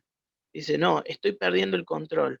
En esa pérdida de control, el sujeto se angustia, digamos, y a veces recurre al tratamiento, a algún tratamiento terapéutico, digamos, psicológico, y en algunos casos va a un psiquiatra. En esa, digamos, pérdida de control, en algunos sujetos buscan esa cuestión normalizadora. Necesito algo que normalice mi conducta, ¿no? Y ahí aparece de vuelta ese fenómeno que se llama benzodiazepina. Que les digo que no es que es prescripto solamente por los psiquiatras, es prescripto por todos los médicos, por cualquier médico.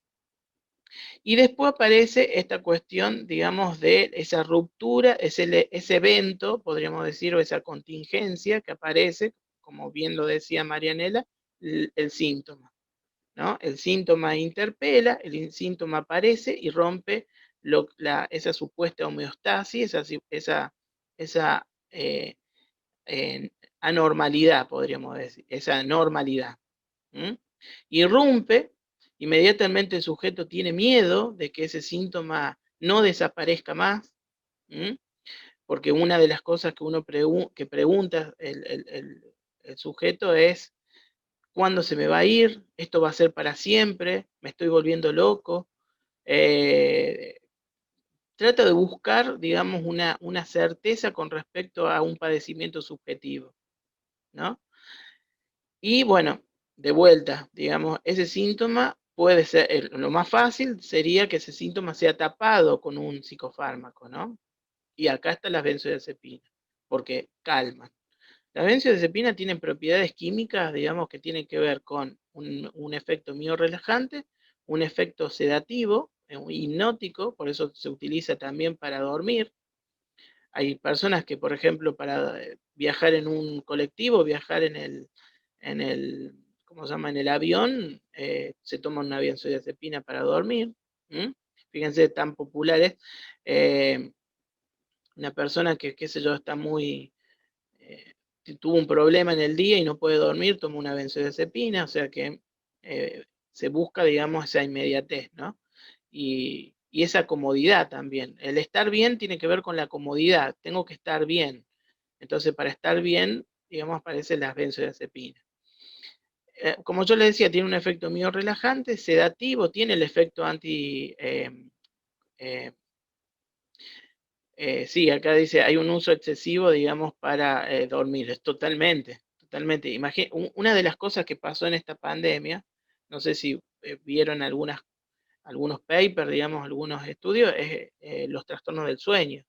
Los trastornos del sueño fueron bastante comunes eh, y bueno, se recurrió bastante a las benzodiazepinas. O sea que hay un uso desmedido y un uso, digamos, eh, muy abusivo en algunos casos, digamos, de benzodiazepina.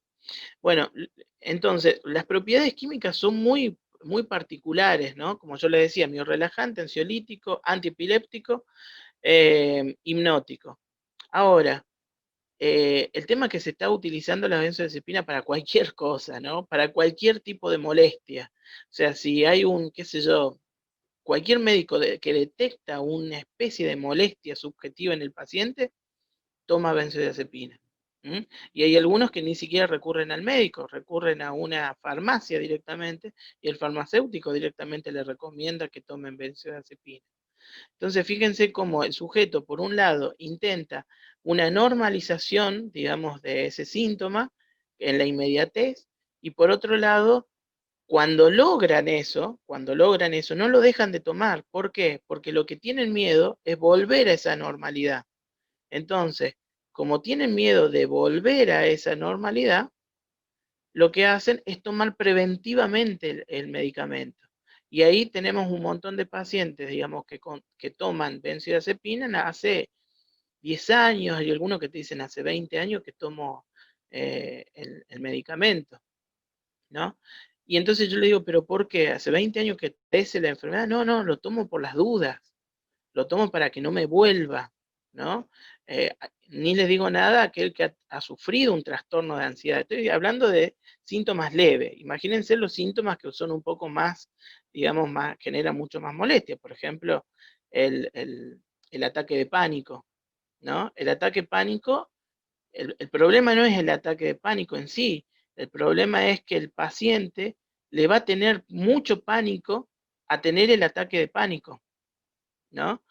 Entonces, para evitar eso, ¿no? Porque funcionó, porque realmente funciona, digamos, la benzodiazepina actúa sobre el sistema GABA, y el sistema GABA es el freno del sistema nervioso central, o sea que va a frenar cualquier cosa, ¿no? Va a frenar cualquier tipo de cuadro de ansiedad. Por eso es que es efectiva y por eso es que es rápida. De hecho, hay una presentación sublingual que el paciente no pasa ni 5 minutos que tiene el efecto, ¿no? En el sistema nervioso, y lo nota. Y al notarlo, digamos, se agarran de eso para evitar, digamos, como diría Foucault, que ese sujeto pase a la anormalidad, ¿no? En ese libro, Los Anormales, en donde diferenciaba, digamos, esta cuestión categórica, ¿no es cierto?, de los normales versus los anormales. Doc, Sí. hay una pregunta en el chat donde una colega pregunta qué genera el uso indiscriminado de las benzodiazepinas. No, bueno, imagínense, digamos, que yo manejo el auto con el freno puesto, ¿no? Y el auto va a sufrir de alguna manera todo el tiempo porque es como que hace mucho más esfuerzo para andar. Bueno, el freno del sistema nervioso central es el sistema GABA. Y las benzodiazepinas actúan directamente en el sistema GABA. Lo mismo, digamos, como decía Freud con respecto al alcohol, ¿no es cierto? El alcohol hace exactamente lo mismo. Actúa como benzodiazepina porque actúa en el mismo sitio de unión de las benzodiazepinas. Antes, hace mucho tiempo, se utilizaban los barbitúricos para eso, que también tienen el mismo efecto, solamente que los barbitúricos, hubo varios intentos de suicidio que terminaron suicidándose porque el barbitúrico es peligroso, entonces lo reemplazaron por esta sustancia, digamos, por esta droga, que es mucho menos peligrosa. Y por otro lado, como tiene su antagonista, es decir, tiene como su antídoto, que se llama flumazenil, que puede competir, digamos, en este sitio de unión, uno en una intoxicación con benzodiazepina es muy difícil que el paciente se muera. Con los barbitúricos sí se morían, entonces lo reemplazan y lo ubican desde ese lugar. Pero es exactamente lo que hace el alcohol. Es inhibir el sistema nervioso central, es poner un freno. El paciente que va a consumir alcohol, en algunos casos, no en todo, lo que trata de hacer es frenar algún tipo de impulso, frenar un pensamiento, frenar una emoción, frenar digamos, un malestar, frenar un síntoma. Es exactamente lo mismo que hace la benzodiazepina. Frena. A la larga, cuando estamos hablando de pacientes consumidores de 15, 20, 25 años, va a producir alteraciones cognitivas, porque no solamente está frenando ese síntoma, está frenando todo. Al frenar todo, va a traer consecuencias. Las consecuencias generalmente, no solo la adicción, que tiene que ver con la tolerancia de la droga, es decir, que, por ejemplo, si yo empiezo con clonazepam 0,5, es muy probable que a lo largo de varios meses o a los años tome 1 miligramo y después de varios años tome 2 miligramos, y nosotros encontramos pacientes que ahora consumen 10, 15 miligramos por día. El alcohol pasa lo mismo, empiezan con un vaso, terminan consumiendo, digamos, alcohol puro en algunos casos, ¿no? Se ve, digamos, esa combinación de benzodiazepina con alcohol, por ejemplo, es casi una moda, ¿no es cierto?, de consumo ahora. Pues, en principio, ¿saben por qué? Porque es barata, ¿no? Es barato, digamos, el alcohol, tanto el alcohol como las benzodiazepinas. La benzodiazepina hoy en día son las drogas más baratas del mercado. Son las drogas más baratas del mercado, ¿no? Esto no es casual. Y otra cosa, todos los laboratorios tienen una benzodiazepina. O sea que tampoco esto es casual. O sea que las benzodiazepinas terminan siendo muy baratas, entonces la combinación con alcohol es muy económico, podríamos decir, y causa un efecto narcoléptico, podríamos decir, sedante, muy parecido a otras drogas. Es por eso, digamos, ese auge, tiene que ver con una cuestión más socioeconómica. Bueno, el tema de las benzodiazepinas es eso, digamos, que entra, digamos, podríamos decir, en la cultura, digamos, como este quita pena. Entra en la cultura como esto de la inmediatez, digamos, de resolver el problema. En Argentina, tengo un libro, La Argentina Ansiolítica. ¿Cómo se llama? En la Argentina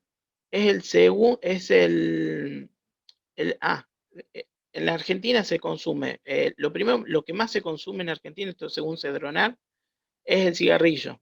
El segundo es el alcohol y el tercero es benzodiazepina. O sea que este vendría a ser que está en el primer lugar de todos los psicofármacos y los fármacos del país, ¿no? O sea que ha superado todo lo otro, ¿no? Uno piensa, bueno, acá se debe consumir mucho ibuprofeno, vamos a poner. No, se consume mucho más ansiolítico que ibuprofeno. Está en el tercer lugar de consumo masivo. Entonces se dan cuenta que, como yo les decía, soluciona problemas, pero también genera muchos problemas, individuales, sociales, colectivos, y a nosotros, digamos, como terapeutas, nos genera también muchos problemas, porque uno no sabe qué hacer.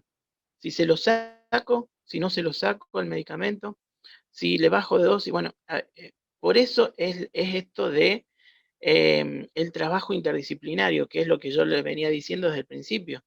Esto no es una cuestión química que lo puede resolver un bioquímico. Esto es una cuestión, digamos, que lo tiene que resolver a nivel interdisciplinario, porque el fármaco está en un contexto individual, social, subjetivo, o sea, económico, como yo les decía, es todo. Entonces, es por eso que aparece acá la interdisciplina. Marianela me hizo acá, digamos, unas cuestiones que tiene como unas preguntas, ¿no? Con respecto a la ansiedad, la angustia y a los tratamientos farmacológicos de ellos, ¿no? Dice, ¿cuándo sería apropiado interconsultar con un médico psiquiatra? Bueno, esto es una pregunta muy subjetiva porque acá tiene que ver con quizás a veces la inseguridad del psicólogo, ¿no? Que no puede a veces resolver el caso. Por ejemplo, en el caso mío, yo voy a hablar de forma particular porque no hay un estudio acá. Si uno dice, ¿cuándo se debe interconsultar con el médico psiquiatra? Y bueno, cuando se excede a la disciplina de la psicología. Hay algo que excede, digamos, pero nosotros sabemos que si algo excede puede ser algo que tenga que ver con lo transferencial. Y si algo tiene que ver con lo transferencial, puede ser también en la figura del psicólogo una cierta inseguridad con respecto a ese caso clínico. Muchas veces te pueden derivar pacientes porque no saben qué hacer con el paciente y eso tiene que ver, digamos, con que el paciente a veces, digamos, pone muchos obstáculos, muchos mecanismos de defensa, o, digamos, también puede ser la inseguridad del psicólogo con respecto a eso.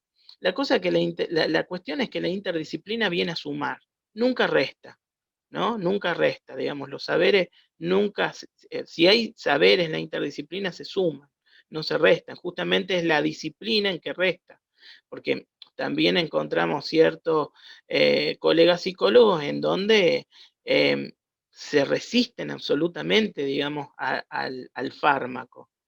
Y a veces, digamos, bueno, como se llama, habría que ver eso también, ¿no? ¿Por qué? Porque eso tiene que ver con, ni siquiera tiene que ver con una formación, porque no existe una formación que directamente inhiba o se resiste absolutamente al fármaco, ¿no? El fármaco sirve, pero hay que ver, digamos, para qué sirve, cuándo sirve, cómo le puede servir al sujeto en el caso por caso. Y ahí está la interdisciplina. También muchas veces pueden derivar un paciente, digamos, y el médico decide no medicar. Pero ¿y cuál sería lo ideal? Es que el médico le explique al psicólogo por qué decidió no medicar, ¿no? ¿Por qué vio, digamos, para decidir eso? Y ahí se vuelve, digamos, por eso la idea de hacer este curso es justamente hacerlo con Marianela, porque lo hacemos de a dos, es como un conversatorio entre psicólogo y psiquiatra, esa es la idea, ¿no?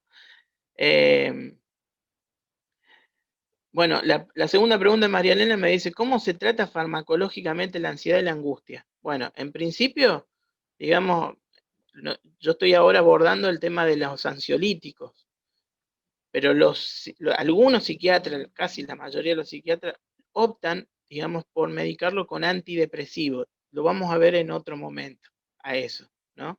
Justamente para evitar los efectos adversos y evitar la tolerancia y la abstinencia, digamos, de los ansiolíticos.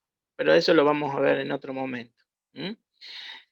Y con respecto a la otra pregunta, ¿cuál es el tiempo o vida media de un fármaco hasta que empieza a producir un efecto en el sistema nervioso central? Esto depende, digamos, de la vida media, es la vida digamos, la vida media sería el tiempo que demora el fármaco en eliminarse del cuerpo, y cada fármaco tiene diferentes vidas medias, ¿no? Por eso vamos a tener benzodiazepinas que el consumo, digamos, es como que duran todo el día y hay algunos que duran muy cortito. Todos tienen como órgano diana, digamos, el sistema nervioso central. Y en este caso, estos generan tolerancia. Acá fíjense después la diapositiva que dice benzodiazepina, en donde está el Valium, el Rivotril, ¿no? Son todos medicamentos que ustedes ya conocen. Bueno, nos quedan 15 minutos. Me gustaría, digamos, que veamos de resolver este caso, esta viñeta clínica de Marianela, para que podamos entre los dos, porque la idea justamente es esa, que entre los dos podamos puntuar, ¿no?, alguna sintomatología de la viñeta clínica y ver entre los dos si es posible y para qué podría servir un tratamiento farmacológico en esta viñeta. Marianela, si podemos. Bueno, ahí se encuentra en la diapositiva que estamos viendo en este momento. Se trata de Omar, un joven estudiante de la carrera de enfermería. Consulta debido a que durante un año se inscribe a un examen final, pero no puede ingresar al aula al momento de rendir. Expresa: cuando escucho que el profesor me llama para entrar, se me pone la mente en blanco. Empiezo a transpirar frío y siento que se me acelera el corazón. Me mareo y me dan ganas de vomitar. Una vez ya me desmayé. Siento que me tengo que escapar de ahí porque si no lo hago puedo llegar a morirme. Luego que me voy no puedo con la culpa. Pienso en el esfuerzo de mi padre. No duermo de noche, no tengo apetito tampoco. Dejé de ver a mis amigos. Mis pensamientos me asaltan. Se me acaba el tiempo y la materia se me vence. Eso me angustia. Siento un nudo en la garganta. Un poco lo que a mí me parecía interesante puntuar, después me dirás vos, Doc, es en un primer puntito, digamos que bueno, se trata de un estudiante de enfermería, ¿no? Entonces es un paciente que tiene algún conocimiento desde lo teórico, a lo mejor, ¿no es cierto?, de estudio de su carrera, de algunos de estos síntomas que tienen que ver con lo fisiológico, ¿no? Otra de las cosas que también me parece interesante destacar es el año de evolución, ¿no es cierto?, que ya tiene de estos síntomas. Él nos dice que hace un año que lo siente, ¿no? Y bueno, estos síntomas siempre fisiológicos u orgánicos que tienen que ver con la taquicardia o la aceleración de su corazón, ¿no? Me parece fundamental remarcar, al menos desde mi punto de vista, que hay dos funciones orgánicas que se están viendo comprometidas, ¿no? Que es el sueño, ¿sí?, y el apetito. Un paciente que no duerme bien, bueno, creo que dice mucho, ya, ¿no es cierto?, de su malestar, de su sufrimiento. Y bueno, la aparición de la culpa, también de la culpa y de la angustia. Bien, mira, sí, perfecto, Marianela, coincido totalmente. Cuadro de ansiedad, digamos, lo que veamos es si un tratamiento, digamos, farmacológico podría beneficiar a este paciente y en qué y cómo, ¿no? ¿Cómo? La cuestión, fíjate que dice, luego que me voy, no puedo con la culpa, ¿no? Pienso en el esfuerzo de mi padre. O sea, ojalá habría una medicación para eso. ¿Se entiende? Imagínense una medicación para la culpa. Sería, digamos, en el mercado sería un boom, un estallido. ¿Quién no ha tenido culpa? Entonces, fíjense ahí, ¿no? Como se llama, un poco, digamos, me parece que es importante, digamos, y sirve esto para lo que se llama la autonomía del paciente, explicar esta cuestión, ¿no? Porque unos a veces le muestran la panacea, no te preocupes, toma esto que va a andar todo bien, acordate que va a estar todo bien, ¿no? Bueno, digamos, como un efecto subjetivo, digamos, de sujeción, ¿no? Digamos, del paciente. Entonces el paciente está bien, pero puede ser que no sea por culpa del fármaco, ¿no? Digamos, sino por esa relación médico-paciente en donde el paciente aplica, digamos, la sugestión, digamos, en el paciente. Ya lo hacía Freud, ¿se acuerdan al principio? ¿No? Que le ponía la mano, digamos, en la cabeza del paciente y ellos se sentían bien y podían. Bueno, lo mismo hace el médico. A veces hay médicos que te agarran la mano, digamos, que te aprietan el hombro, y vos ya te sentís bien, ya salís, digamos, de la consulta bien, ¿no? Y imagínense, digamos, un médico en esto, el paciente, digamos, ¿cómo se llama? Está hablando de esto, del esfuerzo de mi padre, y es muy probable que este paciente digamos, vea al médico, digamos, en esa figura paterna, ¿no? Magia, como decía. Entonces, digamos, bueno, por eso es importante de alguna manera y ese cambio, ¿no? Digamos, esa cuestión, digamos, de esa sugestión, digamos, que puede aplicar el médico en los tratamientos farmacológicos.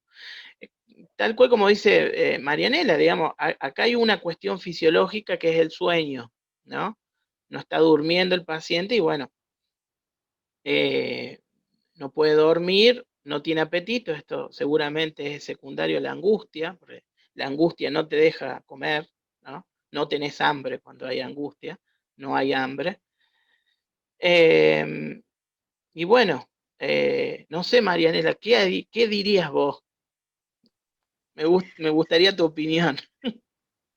En este momento a mí se me presenta, digamos, bueno, algo muy interesante que una autora que particularmente me gusta mucho dice, que se llama Inés Sotelo, que digamos, bueno, trabaja mucho sobre las urgencias subjetivas, que bueno, que justamente el paciente siempre se presenta con una urgencia, ¿no? En este caso, Omar, esa es la urgencia de él, ¿no? La angustia, la culpa, la ansiedad. Entonces me parecería importante que, digamos, antes, ¿no es cierto?, de que quizás podamos hacer una interconsulta con un médico psiquiatra, establecer un tiempo para comprender, ¿no?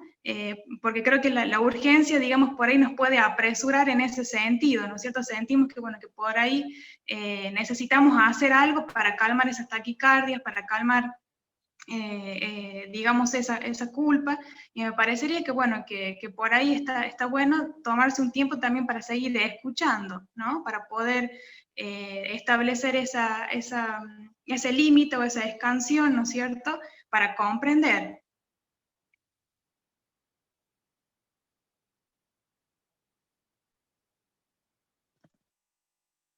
Bueno, fíjate, está muy bueno, digamos, porque fíjate que en este diálogo uno podría ponerse de acuerdo de decir, bueno, esperemos al paciente, veamos, digamos, cómo se puede trabajar eso y no decidamos, en principio, darle una medicación, ¿no? Pero fíjate, si no habría este intercambio, que es la interdisciplina, cualquier médico psiquiatra te puedo asegurar que acá le da una benzodiazepina para que duerma el paciente. Y le daría incluso una benzodiazepina antes de entrar al examen, ¿no? Le diría, no te preocupes, para que no te asuste el profesor, vas a tomar un ansiolítico sublingual, ¿no? 5 minutos antes de entrar al examen o 10 minutos antes de entrar. ¿Se entiende cómo, digamos, un abordaje puede ir directamente a la cuestión más de la inmediatez, digamos, del paciente, porque el paciente quiere rendir bien para un poco no tener tanta culpa con respecto a esa imagen paterna, ¿no? Entonces uno solucionaría esa inmediatez, digamos, con una benzodiazepina. Obviamente yo creo que si este paciente puede entrar al examen y dar el examen, puede dormir, es muy probable que pueda dormir esa noche, ¿no? Y es muy probable que pueda comer, ¿no? Entonces fíjate como si yo lo encaro desde ese lugar, desde la inmediatez del síntoma, ¿no? Pero ¿soluciono algo? No, no lo soluciono. ¿Se entiende? No lo soluciono. Acá no puedo decir que si le doy benzodiazepina él va a rendir bien, ¿no? Él va... Y de hecho va a crear también una cuestión subjetiva en él, que va a decir, lo pude hacer gracias a la benzodiazepina, ¿no? Lo pude hacer gracias a la medicación, o sea que va a haber ahí después un lazo, que es lo que pasa mucho con los pacientes, que tomaron benzodiazepina, le hizo bien, y ahora, digamos, muy difícil, digamos, explicarle que a veces no tiene que ver con la medicación, que tiene que ver con una cuestión psíquica que él cree, es como lo de Popeye, ¿cómo se llama? La espinaca de Popeye, que él tomaba la espinaca, ¿no es cierto? Y él creía, digamos, se volvía fuerte, ¿no? Bueno, ahí donde esa medicación actúa, digamos, en ese sujeto pensando, bueno, yo puedo aprobar con esa medicación. Hay que tener ojo porque hay muchos psicofármacos, ¿no? Que actúan en por ejemplo, el armodafinilo, modafinilo, que lo están consumiendo muchos estudiantes, justamente como psicoestimulante para estudiar. Hay algunos que piensan que realmente es el producto que hace que ellos sean exitosos en la, ¿cómo se llama?, a nivel académico.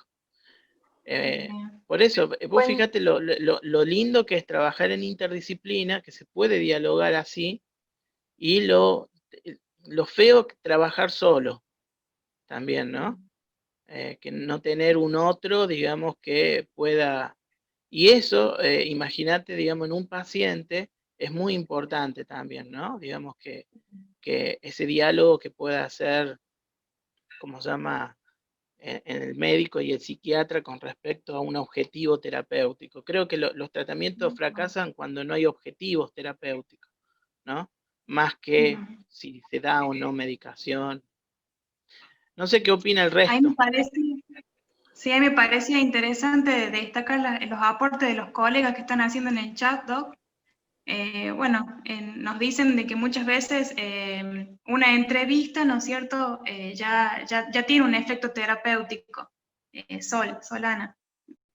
Después Nati nos dice que, bueno, de que el tema es poder trabajar con la angustia. Sí, la verdad, es un afecto, ¿no es cierto?, que hoy en día, como decía el doctor hace un ratito, se intenta sacar lo más rápido posible. Conti nos propone indagar sobre la culpa, lo que representa el examen, el profesor, lo que será aprobar, será de los que fracasan al triunfar. Muy bueno el aporte como para empezar el trabajo de indagación. Y Agustina nos dice, me parece importante trabajar el afrontamiento de situaciones estresantes como lo es rendir un examen. Tal cual. Son las primeras líneas. Sí. ¿Cómo están, Mari, Fer? Sí, también yo pensaba por ahí la duración de algunos síntomas, ¿no? Y, digamos, el padecimiento subjetivo, que también lo habíamos visto en clase con el profe Ferreira en la universidad, hasta qué punto también, obviamente que están buenísimos trabajar todos estos temas que se plantean, pero si un sujeto está hace un año sin poder dormir, ¿no? Como que también hay que ubicar esas cosas, me parece como importante la historia del síntoma, hace cuánto tiempo viene, ¿no? Y si está con recurrentes, por ejemplo, ataques de pánico, está bueno trabajar desde la palabra, pero hasta qué punto permitir que el sujeto siga padeciendo esos síntomas. Entonces ahí me parece que es ubicar cuándo derivar, ¿no? Porque si una persona no puede dormir hace un año, me parece que también va a costar que puedan trabajar algunas cosas, el pensamiento también no está sin relajarse, ¿no? Un poco la cabeza. Entonces hay que ir, me parece, uno percibiendo la necesidad también del sujeto y el padecimiento. Sí, buenísimo. Sí, tal cual, digamos, es cierto. Digamos, hay que valorar de alguna forma, pero por eso te digo, esa valoración para mí tiene que ser o sea, tiene que ser, ¿cómo se llama?, interdisciplinaria, digamos, porque hay veces que el paciente le cuenta, bueno, tiene una profundidad, digamos, en la entrevista psicológica que a veces no tiene esa profundidad, o al revés también, ¿no? También puede ser al revés. Evidentemente hace un año a este paciente le pasa algo, pero si hace un año, digamos, pasó un año, digamos, para esa consulta, también significa que también tiene otra significación, porque si es un padecimiento, por ejemplo, vamos a poner un ejemplo, el no dormir, vamos a poner el ejemplo, ubico, digamos, extraigo, digamos, del caso, el tema no duermo de noche.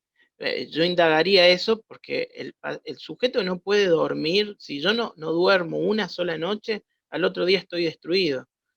Si yo no duermo 2 noches, voy a estar muy mal, digamos. Si yo 3 noches ya que no duerma, es tremendo, digamos, el padecimiento psíquico que yo voy a tener. O sea, si estoy hablando de no dormir, o sea, absolutamente no poder descansar.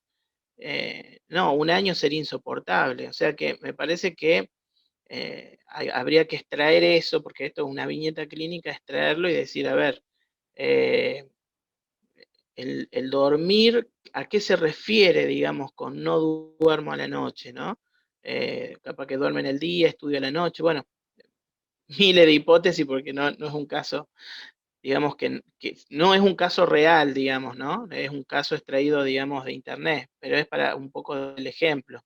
Pero no, inmediatamente, a ver, un poco para responder, digamos, lo que decía acá la colega.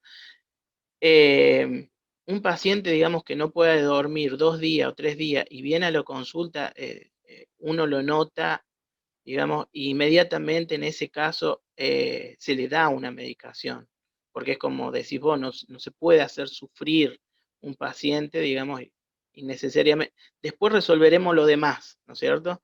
Después se resolverá todo lo que viene de fondo, de trasfondo de esto. Pero si el paciente viene con un sufrimiento psíquico de una manera, digamos, en donde puede comprometer, digamos, otras áreas del aparato psíquico, sí, no hay duda, digamos, que se opta, digamos, en ese caso, por medicarlo inicialmente, calmar el síntoma y después se verá lo demás, ¿no? Después se verá lo demás, digamos, cómo se resuelve. Y dentro de eso, ver lo demás, se verá también la medicación, porque a medida que el paciente se instala en una terapia, mejora muchas cuestiones, toma muchas decisiones dentro de ese marco terapéutico, es muy probable que uno después le termine sacando la medicación. Pero sí, se valora eso, ¿no? Pero es muy importante esto, digamos, por esta cuestión de la interdisciplina, porque, a ver, me pasó hace poco, digamos, que un paciente vino y me dijo, me dio un ejemplo, me dijo, sigo con bajones, bien, y más de eso no me dijo, y ese mismo día fue al psicólogo, y el psicólogo me llamó y me dijo que estaba muy mal el paciente. Entonces yo, digamos, digo, pero yo lo acabo de ver hace un rato y no estaba mal. No lo vi mal. No, mira, me está diciendo esto. Inmediatamente lo cité al otro día y a ese paciente lo terminamos internando con el psicólogo. ¿Se dan cuenta lo importante que es la interdisciplina? ¿Sí? El psicólogo me advirtió, digamos, que estaba mal.